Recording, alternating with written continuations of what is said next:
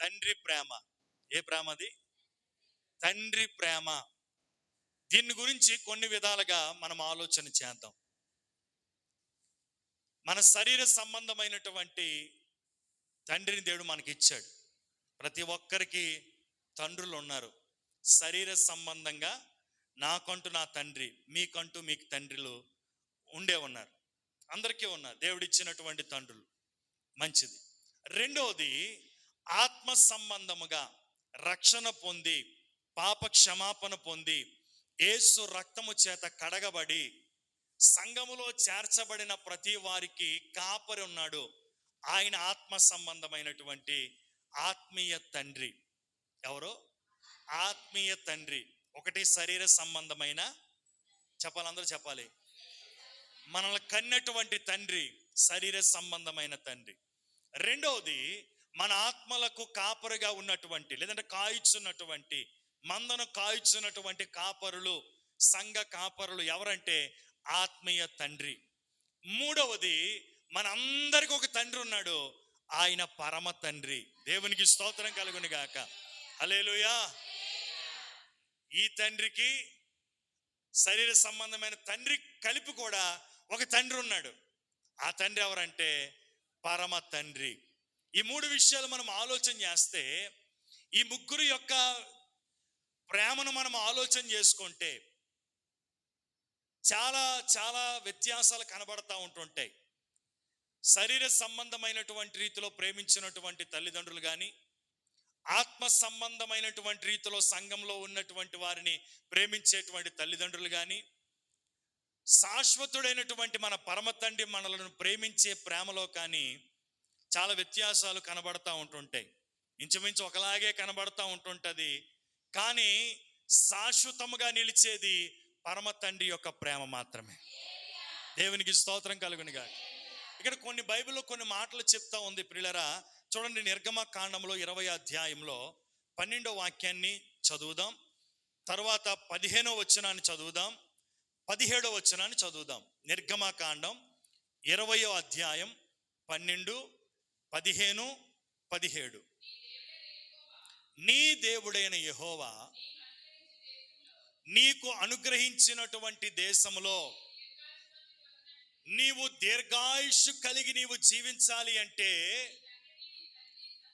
నీ తల్లిని నీ తండ్రిని సన్మానించుము. 15వ వచనం.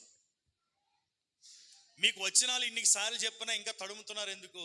12 ఒకరు చదవండి, 15 ఒకరు చదవండి, 17 ఒకరు చదవండి. దొంగిలకూడదు. 15వ వచనం.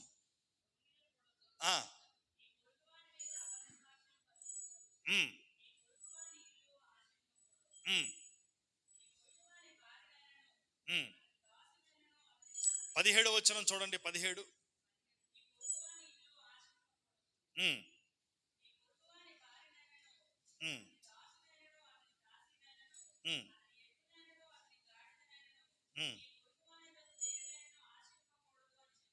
దేవునికి స్తోత్రం కలుగును గాక. మనకి ఇక్కడ ప్రాముఖ్యమైనటువంటి వచనం ఏంటంటే,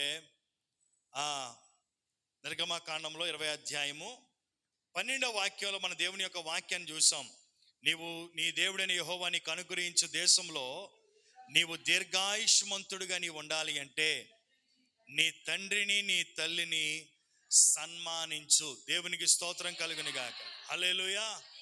ప్రభునందు ప్రియులారా, తల్లిని తండ్రిని సన్మానించినటువంటి వాడు వారి కట్టడలను, వారిని విధించినటువంటి ఆజ్ఞలను, వారు చెప్పినటువంటి పనిని చేసి వారిని సంతోషపరిచే వారు ఎలా ఉంటారంటే, వారు నివసించుచున్నటువంటి దేశంలో వారు దీర్ఘాయుష్మంతులుగా ఉంటారంట. ఈరోజు బిడ్డలు దీర్ఘాయుష్మంతులుగా ఉండాలి అంటే దేవుడు శారీరకంగా ఇచ్చినటువంటి తల్లి తండ్రిని సన్మానించే వారిగా ఉండాలి. నువ్వు నివసించుచున్నటువంటి దేశం అది ఎక్కడైనా కావచ్చు. అరణ్యంలోనే నువ్వు ఒకవేళ నివసించే వ్యక్తిగా ఉండొచ్చు, లేదా పట్టణాల్లో పల్లెల్లో నివసించే వ్యక్తిగా ఉండొచ్చు. నువ్వెక్కడ నివసించినా నీకు క్షేమము కలుగు నిమిత్తము నీవు దీర్ఘాయుష్మంతుడిగా సుఖ జీవముతో గడుచు సంవత్సరాలు నీ జీవితంలో నీవు చూడాలి అంటే దేవుడు నీకు ఇచ్చినటువంటి తల్లిదండ్రులను సన్మానించే వ్యక్తిగా నీవు ఉండాలి. ద్వితీయోపదేశ కాండం 5వ అధ్యాయము 16వ వచనంలో ఒక మాట ఉంటుంది, చూద్దాం ఒకసారి. ద్వితీయోపదేశ కాండము,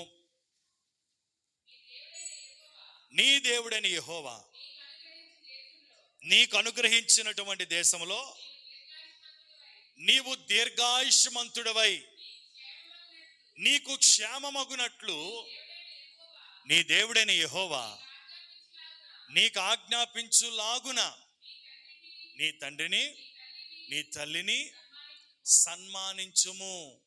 దేవునికి స్తోత్రం కలుగునుగాక. హల్లెలూయా. ఇక్కడ చాలా చక్కనైనటువంటి మాటలు మనకి దేవుని యొక్క వాక్యంలో మనకు కనబడతా ఉన్నాయి. ప్రభునందు ప్రియులరా, మనము దీర్ఘాయుష్మంతులుగా ఉండాలి అంటే, సుఖ జీవముతో గడుచు సంవత్సరములను మన జీవితాల్లో మనము చూడాలి అంటే, మనమే కాదు మన పిల్ల తరము ఆశీర్వదించబడాలి అంటే, అనేకులకు ఆశీర్వాదకరంగా మనం ఉండాలి అంటే, మంచి రోజులు మన జీవితాల్లో మనం చూడాలి అంటే మనం ఏం చేయాలి? మన తల్లిదండ్రులను సన్మానించాలి. శపించేవారిగా ఉండకూడదు, వారిని తిరగబాటు చేసేవారిగా, కొట్టేవారిగా ఉండకూడదు. ఈనాడు చాలా మంది తల్లిదండ్రులను శపించేవారిగా, కొట్టేవారిగా, తిట్టేవారిగా, ఇంకా అనేక రకాలుగా వారిని హింసించి బాధ పెట్టేవారిగా ఉన్నారు. దానివల్ల వారికి వచ్చినటువంటి ప్రతిఫలం ఏంటంటే మరణమే. దానివల్ల వారికి వచ్చినటువంటి ప్రతిఫలం ఏంటంటే విజయము లేకపోవటమే. సుఖ శాంతులతో లేదంటే సుఖ జీవంతో గడుచు సంవత్సరములను వారి జీవితాల్లో వారు అనుభవించకపోవటమే. వీటన్నిటికీ కారణం ఏంటంటే, క్షేమము లేకుండా ఉండటానికి గల కారణం ఏంటంటే, వారి జీవితాల్లో వారికి దేవుడిచ్చినటువంటి తల్లిదండ్రులను సన్మానించకపోవటం, వారి మాట వినకపోవటము. కీర్తనకారుడు లేదంటే సొలొమోను మహారాజు అంటాడు కదా, నా కుమారుడా నీ తల్లి ఉపదేశమును నీవు త్రోసివేయొద్దు, వాటిని వింటే అవి నీకు ఏం చేస్తాయంట. చూడండి, సామెతల గ్రంథంలో చాలా చక్కని మాటలు ఉంటాయి. ఈ మాటల గురించి భక్తుడైనటువంటి సొలొమోను చాలా చక్కనైనటువంటి మాటలు రాస్తూ ఉంటుంటాడు. చదువుదాం ఒకసారి మాటల్ని. 6వ సామెతల గ్రంథం 6వ అధ్యాయము 20వ వచనం. నా కుమారుడా నీ తండ్రి ఆజ్ఞలను గైకొనుము, నీ తల్లి చెప్పినటువంటి మాటలు ఉపదేశం ఏదైతే ఉందో వాటిని త్రోసివేయొద్దు, వాటిని ఎల్లప్పుడూ కూడా నీ హృదయంలో ధరించుకో, నీ మెడ చుట్టూ వాటిని కట్టుకో. అప్పుడు అవి ఏం చేస్తాయంటే, నీవు ఏ త్రోవనబడి వెళ్ళినా ఆ త్రోవలో అవి నిన్ను కాపాడుతాయి, నడిపిస్తుంది. నీవు పండుకున్నప్పుడు అది నిన్ను కాపాడుతుంది, నువ్వు మేలుకున్నప్పుడు అది నీతో ముచ్చటిస్తుంది. దేవునికి స్తోత్రం కలుగునుగాక. హల్లెలూయా. నీవు దీర్ఘాయుష్మంతుడిగా ఉండాలి అంటే నీ తల్లి చెప్పినటువంటి బోధను, నీ తండ్రి ఇచ్చినటువంటి ఆజ్ఞ. ఎవరో కూడా సనుగుతా ఉన్నారు. నీకు అర్థం అవ్వాలో చెప్పింది.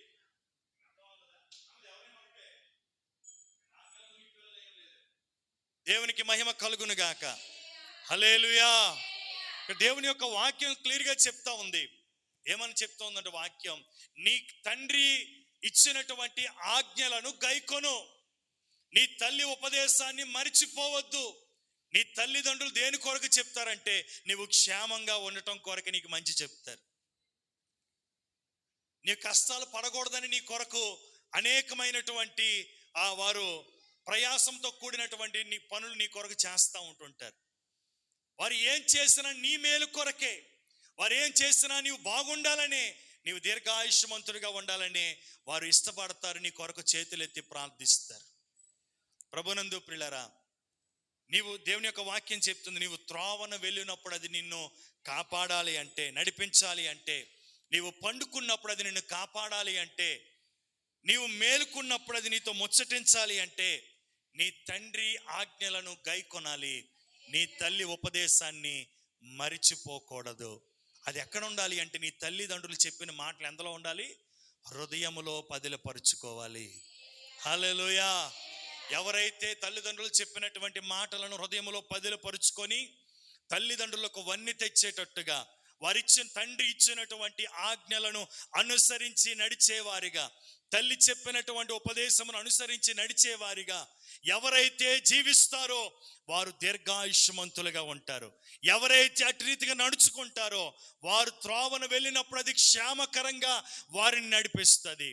వారు పండుకునేటప్పుడు అది వారిని కాపాడుతుంది. అంత మాత్రమే కాదు, వాక్యం చెప్తుంది ఆ మాటలు, ఆ ఉపదేశాలు అవి వారితో ముచ్చటిస్తాయంట. దేవునికి స్తోత్రం కలుగును గాక. హల్లెలూయా. కనుక దీర్ఘాయుష్మంతులుగా ఉండాలి అంటే నీ తండ్రి ఉపదేశాన్ని నీవు మరిచిపోకూడదు, గై కొనాలి. ఎఫెసీయులకు రాసిన పత్రిక 6వ అధ్యాయం 1-3 చదువుదాం. ఎఫెసీయులకు రాసిన పత్రిక అపోస్తలుడైన పౌలు గారు ఎఫెసీ సంఘానికి రాసినటువంటి పత్రిక 6వ అధ్యాయము 1-3 చదవగా విందాం. ప్రియులారా, ప్రభువునందు మీ తల్లిదండ్రులకు విధేయులై ఉండండి, ఇది ధర్మమే. నీకు మేలు కలగాలి అంటే నీ తండ్రిని తల్లిని సన్మానించుము, అప్పుడు నీవు భూమి మీద దీర్ఘాయుష్మంతుడు అవుతావు. ఇది వాగ్దానములతో కూడిన ఆజ్ఞలలో, దేవునికి మహిమ కలుగును గాక. వాగ్దానములతో కూడిన ఆజ్ఞలలో మొదటిదంట. ఏంటది? 6వ అధ్యాయం 1వ ప్రభునందు ప్రియులారా మీ తల్లిదండ్రులకు విధేయులై ఉండండి. మొదటిది ఏమై ఉండాలి? విధేయులై ఉండండి. రెండోది, నీకు మేలు కలగాలి అంటే నీ తండ్రిని నీ తల్లిని సన్మానించాలి. అప్పుడు నీవు ఎక్కడైతే భూమి మీద జీవించిన జీవిత కాలము నీవు దీర్ఘాయుష్మంతుడిగా జీవిస్తావు. హల్లెలూయా, హల్లెలూయా. ఈ మాటలు మనస్కరించండి, ఈ మాటలను మనస్సులో పదిలపరుచుకోనండి. ఏం చెప్తున్నాడు భక్తుడైన పౌలు గారి సంఘానికంటే, మీరు విధేయత కలిగిన వారిగా ఉండండి. నీకు మేలు కలగాలంటే నీ తల్లిదండ్రులకు విధేయత కలిగి ఉండండి. వారు చెప్పిన ఆజ్ఞలను అనుసరించి నడుచుకోనండి. వారి కట్టడలను లేదంటే వారి ఉపదేశములను మరిచిపోకుండా నీ హృదయంలో పదిలపరుచుకొని అట్టి రీతిగా నువ్వు చేయగలిగితే, అట్టి రీతిగా నువ్వు నడవగలిగితే నీకు మేలు కలుగుతుంది. మేలు కలగడానికి ఏదేదో చేయాల్సిన పని లేదు. వాక్యం చెప్తున్న మాట ఏంటంటే విధేయత కలిగి ఉండాలి. అబ్రహాము, తండ్రి అయినటువంటి అబ్రహాముకి కుమారుడైన ఇస్సాకు ఏం చూపించాడు? విధేయత చూపించాడు. అబ్రహాము కుమారుడైనటువంటి ఇస్సాకు నూరంతులుగా ఫలించడానికి కారణం ఏంటో తెలుసా? మేలు పొందటానికి కారణం ఏంటో తెలుసా? తండ్రి అయినటువంటి అబ్రహాముకి ఇస్సాకు విధేయుడయ్యాడు. హల్లెలూయా. ప్రభునందు ప్రియులారా, విధేయతలో గొప్ప ఆశీర్వాదం ఉంది. అదే మేలు.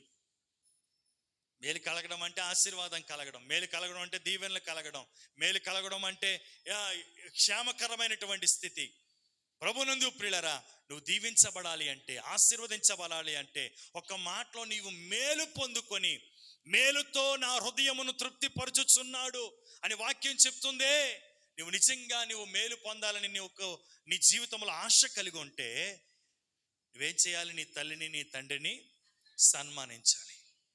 సన్మానించడం అంటే కూర్చోబెట్టి సాల్వ్ వేసి సన్మానం చేసామండి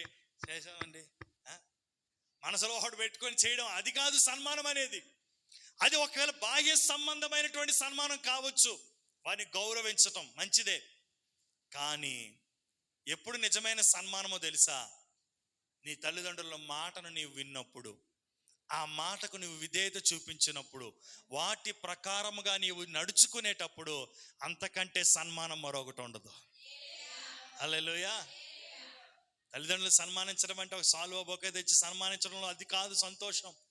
సన్మానించేసి మళ్ళీ బయటికి వెళ్ళి నీకు నచ్చినట్టుగా ప్రవర్తించి వారిని గాయపరిచి వారిని బాధ పెట్టి, అది కాదు సన్మానం. సన్మానం అంటే ఏంటో తెలుసా?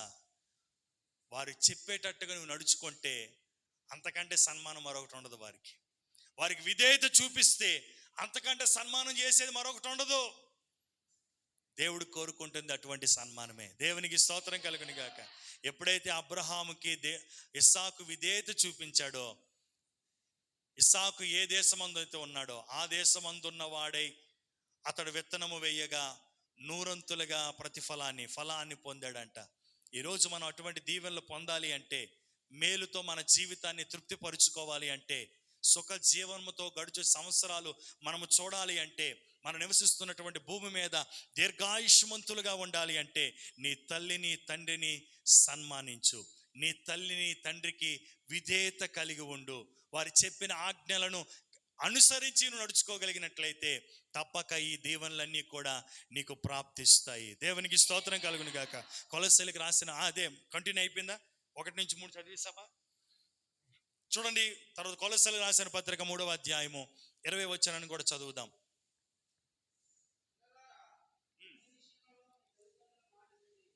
పిల్లలారా, అన్ని విషయంలో మీ తల్లిదండ్రుల మాటను వినుడి, ఇది ప్రభువును బట్టి మెచ్చుకొన తగినది. దేవునికి స్తోత్రం కలుగును గాక.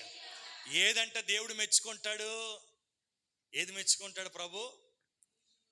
నీ తల్లిదండ్రుల మాటను విన్నప్పుడు. ఏడు అన్ని విషయముల కంటే మెచ్చుకోదగినదంటే, పిల్లలారా మీ తల్లిదండ్రుల మాటను, ఇప్పుడు చదివిన మాట మరోసారి చదవండి, మరొకసారి అదే చదవండి. పిల్లలారా, అన్ని విషయములో మీ తల్లిదండ్రుల మాటను వినండి. దేవునికి స్తోత్రం కలుగును గాక. ఎన్ని విషయాల్లో అంట?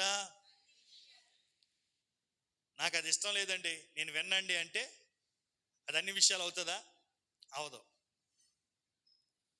నీకిష్టం, నీ ఇష్టంతో పని లేదు. నీ తల్లిదండ్రులు ఏం చెప్పారో అది నువ్వు చెయ్యాలంతే. అలా చేయలేదు, నీకు నచ్చిందే నువ్వు చేస్తున్నావు, నాకు అది ఇష్టం లేదండి అని నువ్వు దాటుకొని వెళ్ళిపోతున్నావు అంటే నీ విధేయత కలిగిన వ్యక్తివా? దేవుడు మెచ్చుకొన తగినటువంటి వ్యక్తిగా ఉన్నావా? ఒకసారి ఆలోచన చేసుకో. అన్నిటికంటేనంట దేవుడు మెచ్చుకోదగినటువంటి విషయం ఏంటంటే తల్లిదండ్రుల మాట పిల్లలు వినటం. హల్లెలూయా. మరి వింటున్నావా? మాటను వింటున్నావా?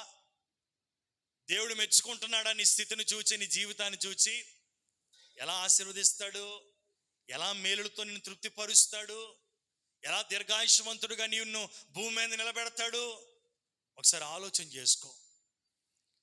కొన్ని విషయాల్లో కాదు, నువ్వు దేవుడు మెచ్చుకోదగినటువంటి వ్యక్తిగా నీవు ఉండాలి అంటే, దేవుడు చూసినప్పుడు నీవు ఇష్టనిగా ఉండాలి అంటే, దేవుణ్ణి ఆనందపరిచే బిడ్డగా నీవు ఉండాలి అంటే నువ్వేం చేయాలి? తల్లిదండ్రుల మాటను వినాలి. ఎన్ని విషయాల్లో అంటే అన్ని విషయాల్లో. అది నేను ఇష్టపడనండి, నేను చేయనండి. చాలామంది చెప్తా ఉంటుంటారు, నీకు విధేయత లేనట్టే, విధేయత లేనట్టే. ఒక విషయం చెప్పాలి అంటే, ఒక తండ్రి వచ్చాడు, రేయ్ ఆడితే ఎందుకు నువ్వు గొడవ పడ్డావు, వెళ్ళి ఆ వ్యక్తికి నువ్వు సారీ చెప్పు అని మన పిల్లల్ని మనం గద్దించి పంపించాం అనుకోండి, వాస్తవానికి ఆడు వెళ్ళి సారీ చెప్పడు. ఎందుకు చెప్పడు? ఆడికి ఇష్టం లేదు. నాకు ఇష్టం లేదు డాడీ, నేను చెప్పను అన్నాడు అనుకో, అది విధేయత అవిధేయత? అది మాట వినడమా వినకపోవటమా? వాక్యం ప్రభు కూడా క్లియర్గా మాట చెప్పాడు. 10 ఆజ్ఞల్లో 9 ఆజ్ఞలు పాటించి ఒకటే కదా ఉంది, ఆజ్ఞను పాటించకపోయినా పర్లేదు అనుకుంటేనంట, ఏమన్నాడు? ఆ 9 ఆజ్ఞలు కూడా నువ్వు పాటించలేనట్టే. 9 ఆజ్ఞలు కూడా నువ్వు పాటించలేనట్టే. అదేంటి ప్రభా, 9 ఆజ్ఞలు పాటించానా? ఒకటే కదా, ఇతరులకు క్షమించకపోవడం అనేదే కదా ఉంది. చాలా మంది ఈనాడు భక్తి విధానాలు కూడా అదే ఉన్నారు.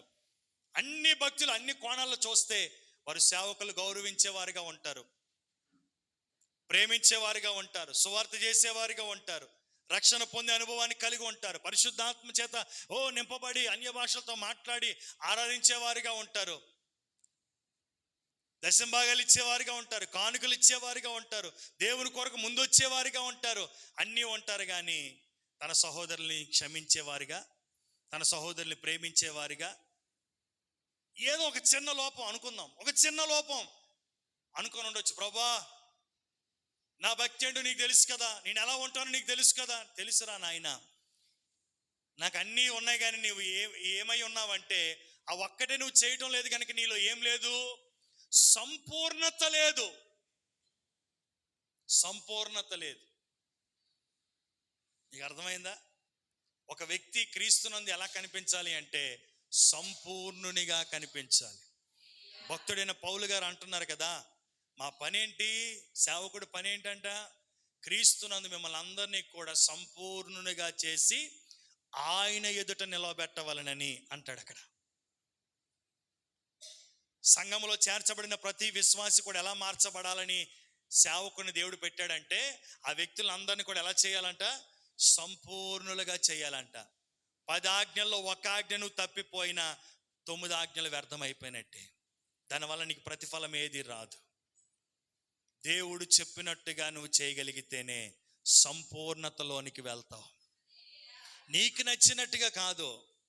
అందుకనే భక్తుడైన పౌలు గారు అన్నాడు, అన్ని విషయాల్లో నీ తల్లిదండ్రుల మాట వినాలి. వింటున్నావా? తండ్రి మాట వింటున్నావా? తల్లి మాట వింటున్నావా?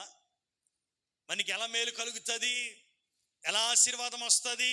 నీకు నచ్చినట్టుగా నేను ప్రవర్తించి ఏదో ఒక సమయంలో వచ్చి నేను మాట వింటున్నానంటే మిగతావన్నిటి వల్ల నీకు నష్టమే కానీ ఈ ఒక్కదాని వల్ల నీకు వచ్చిన మేలేమి ఉండదు. దేవుడు చెప్పినట్టుగా మనం చేయగలిగితేనే మనకు ఆశీర్వాదం. దేవుడు ఏం చెప్పాడు? అన్ని ఆజ్ఞలను పాటించాలి. 9 పాటించి 1 పాటించలేదు కదా, పర్లేదు, దేవుడు కొట్టేసి ముందు తీసుకెళ్ళిపోతాడు అనుకుంటే అది జరగని పని. ప్రభువే సాక్షాత్తుగా చెప్పాడు ఆయన క్రొత్త నిబంధనలో. కనుక అన్ని విషయాల్లో తల్లిదండ్రులకు ఆయన వారి మాట వినేవారిగా ఉండాలి. రెండవది విధేయత కలిగిన వారిగా ఉండాలి. మూడవది వారిని సన్మానించే వారిగా ఉండాలి. చూడండి, ఇంకా ముందుకు వెళ్తే ద్వితీయోపదేశకాండం 4వ అధ్యాయము 40వ వచనాన్ని చదువుదాం. ద్వితీయోపదేశకాండం 4వ అధ్యాయము 40వ వచనాన్ని చదువుదాం.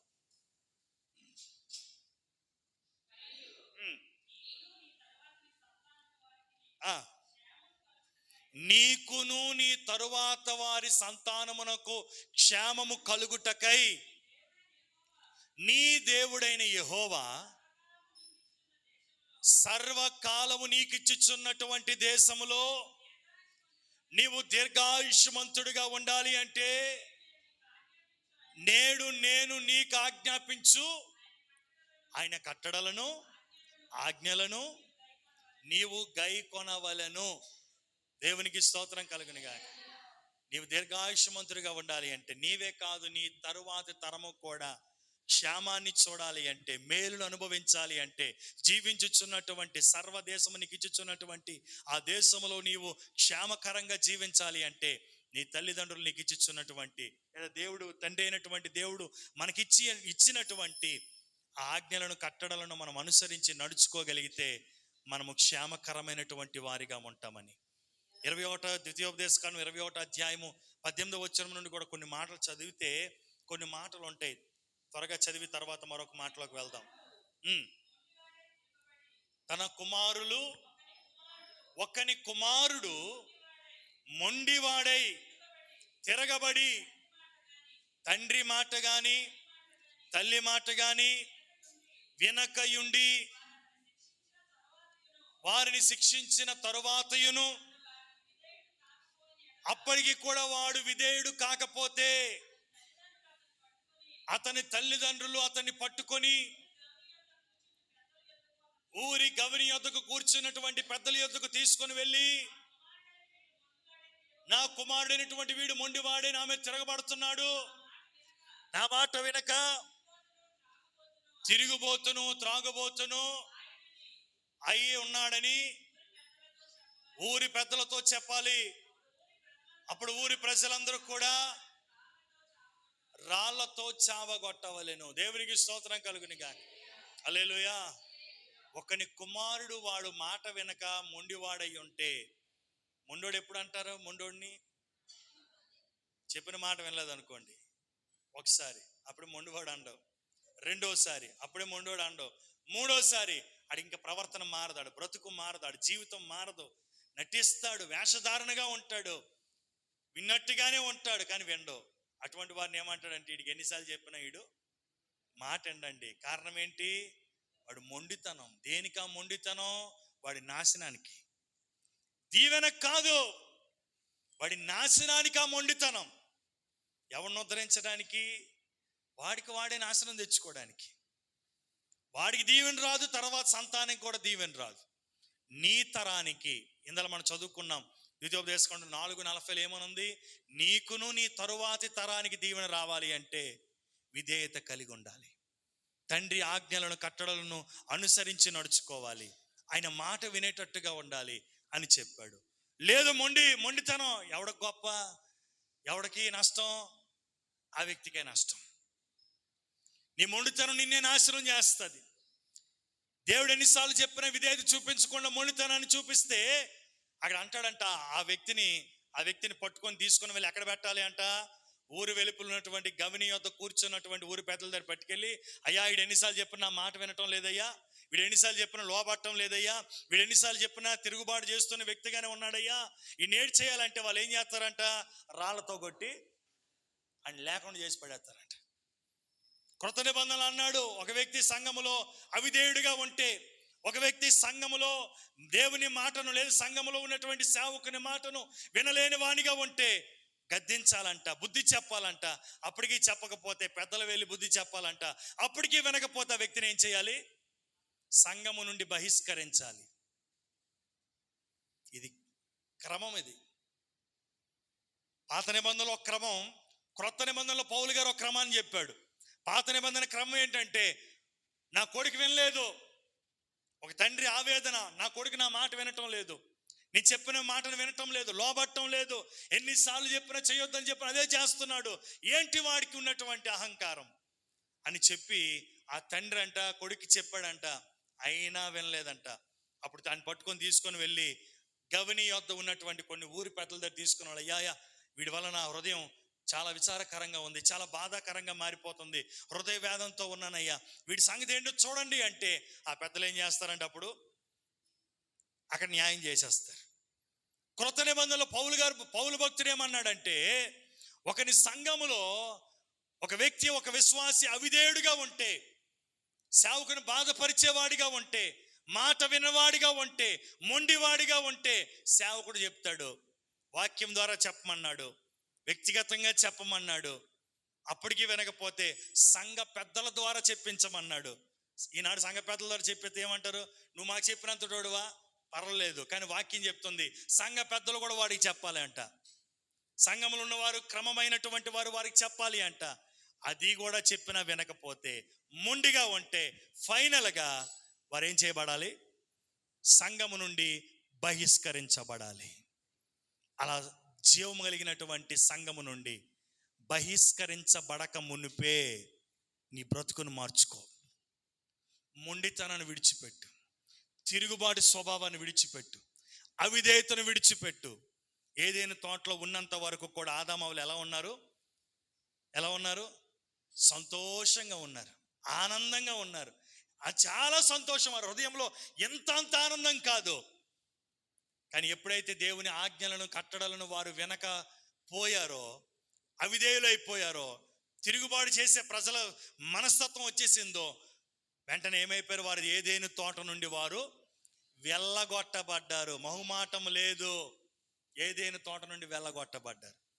ఈనాడు సంఘములోనైనా కుటుంబాల్లో కూడా మనం చాలా దగ్గర వింటూ ఉంటుంటాం. ఏమంటుంటారు కుటుంబాల్లో?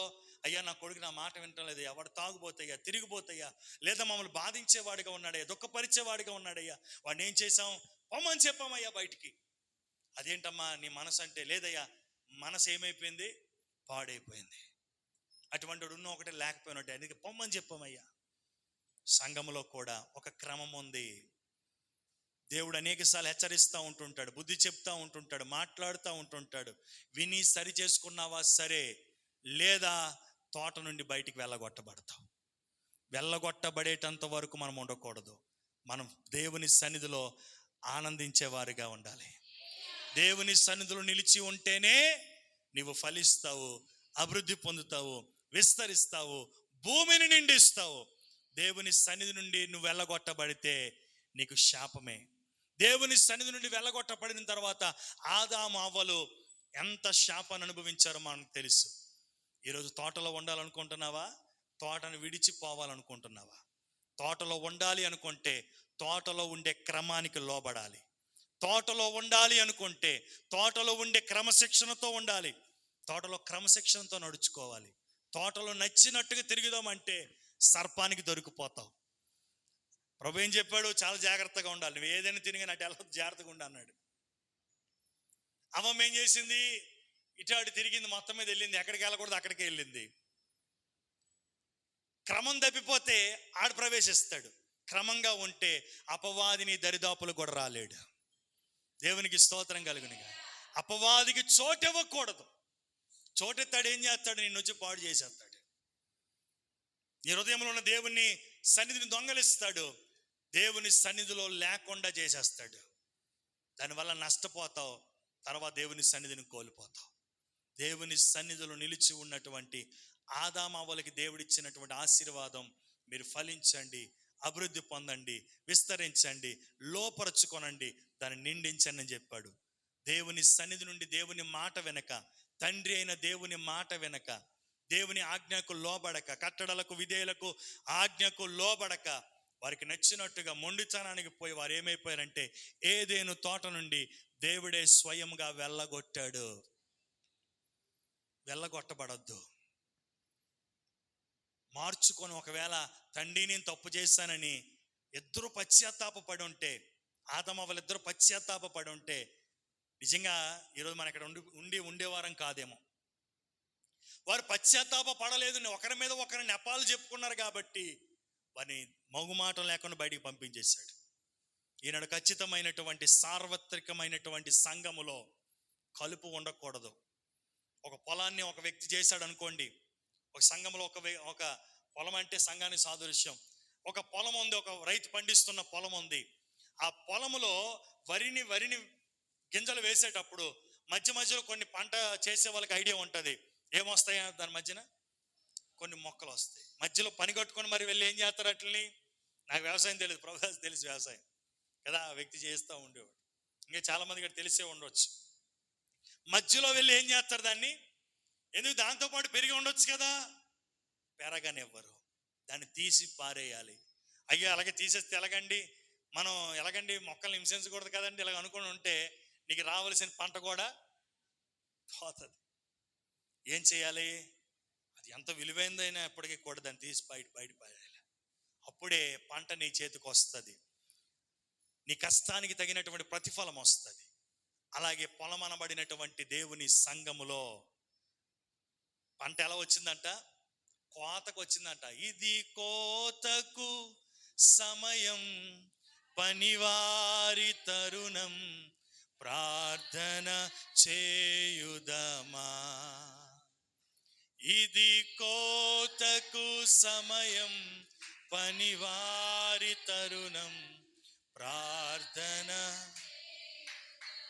హల్లెలూయా. కోత పైరుకి వచ్చేసింది. పైరు అంటే కోతకు వచ్చిందంటే సిద్ధపడింది. ప్రభు ఇప్పుడు అంటూ ఉన్నాడు, కోతలో ఉన్నటువంటి గురువులతో పాటు ఏం చేయాలా? అవి కూడా ఏం చేయాలంట? పెరగని. దేవుడు విడిచిపెట్టేశాడు, పెరగని. ఎందుకు ఈనాడు సంఘములు అటువంటి దేవుడు ఆశించినటువంటి రీతిగా లేకుండా ఎన్ని అక్రమాలు చేసుకుంటున్నప్పటికీ ఆ వ్యక్తి సంఘములను ఎందుకు రన్ అయిపోతున్నాడు? కారణం ఏంటో తెలుసా? దేవుడు అన్నాడు, పెరగనే ఉన్నే. అన్యాయస్తుడు ఇంకా అన్యాయంగానే ఉండని, నీతిమంతుడు ఇంకా నీతిమంతుడుగానే ఉండని. ఇదిగో వాని క్రియల చొప్పున వానికి ప్రతిఫలం ఇవ్వటానికి నేను జీతాన్ని పట్టుకొని వస్తున్నాను అన్నాడు. దేవునికి స్తోత్రం కలుగును. ఈరోజు దేవుడు ఎందుకు చూస్తూ చూడనట్టుగా వదిలేస్తున్నాడు తెలుసా? ఆయన కరుణా సంపన్నుడే, వాత్సల్యము కలిగిన దేవుడే, కృపను మన ఎడల విస్తారముగా చూపించుచున్నవాడే. కానీ ఆయన వచ్చేటప్పటికి ఇంకా అలాగే ఉన్నావు అనుకో, అప్పుడు ఏరి పడేస్తాడు. ఆయన వస్తాడు, పెరగని ఎంతవరకు పెరుగుతుందో చూద్దాం, ఉండని ఎంతవరకు ఉంటుందో చూద్దాం. అప్పుడు వచ్చిన తర్వాత దాన్ని ఏం చేస్తాడు? జల్లించి పడేస్తాడు. ఒకంతా బయటికి పోతుంది, గింజలు మాత్రం మిగులుతాయి. ఈరోజు ఆయన మాటలను వినే వ్యక్తిగా నీవు ఉండాలి. ఆయన కట్టడలను అనుసరించి నడుచుకునే వ్యక్తిగా నీవు ఉండాలి. ఆయన విధులను, నీ తల్లి ఇచ్చినటువంటి ఉపదేశాన్ని త్రోసివేయకుండా దేవుని మాటలన్నిటినీ కూడా, నీ తల్లిదండ్రులు చెప్పినటువంటి ప్రతి మాటను కూడా నీవు చేసే వ్యక్తిగా, విధేయత చూపే వ్యక్తిగా, సన్మానించే వ్యక్తిగా నీవు ఉన్నట్లయితే నీవు దీర్ఘాయుష్మంతుడిగా ఉంటావు, నీకు మేలు కలుగుతుంది. ఇంకేముంది వాక్యం? నీవు నూరంతలుగా ఫలిస్తావు, అంత మాత్రమే కాదు, నువ్వు ఎక్కడున్నా నీవే కాదు, నీ తరతరము కూడా క్షేమాన్ని చూస్తుంది. హల్లెలూయా. కనుక ప్రభునందు ప్రియులారా, తండ్రి ప్రేమ ఎంత గొప్ప ప్రేమ అంటే, మనం ఇన్ని చేస్తున్నప్పటికీ కూడా అవిధేయులుగా ఉంటున్నప్పటికీ కూడా, మనము సన్మానించే వారిగా లేనప్పటికీ కూడా, వారి మాట వినలేని వారిగా ఉన్నప్పటికీ కూడా, నేటి వరకు మనము సంఘం అనబడినటువంటి పొలములోను, సంఘం అనబడినటువంటి కుటుంబంలోను, లేదా మన వ్యక్తిగతమైనటువంటి మన కుటుంబాల్లోనూ ఇంకా మనం ఉన్నామంటే కారణం ఏంటో తెలుసా? ఆయన ప్రేమే. హల్లెలూయా. ఆయన ప్రేమే నేటి వరకు మనలను క్షేమంగా నడిపిస్తుంది. కారణం ఏంటో తెలుసా? ఈ క్షణానికైనా మనం మార్చుకోకపోతామేమో, మార్చుకుంటాడు కదా అని ఒక అవకాశాన్ని ఇస్తుంది యేసయ్య ప్రేమ. ఈరోజు మనం అవకాశాన్ని మనం సద్వినియోగపరుచుకోగలిగితే తప్పక ఆ ప్రేమ మన హృదయాల్లో దేవుడు కుమ్మరించడానికి సిద్ధంగా ఉన్నాడు. ఇంకా చాలా వర్తమానం ఉంది, వచ్చే వారిని దాన్ని మనం కొనసాగిద్దాం. అందరూ మోకరించి ప్రార్థన చేద్దాం. ప్రభునందు ప్రియులారా, తండ్రి ప్రేమ ఎంతో అపారమైన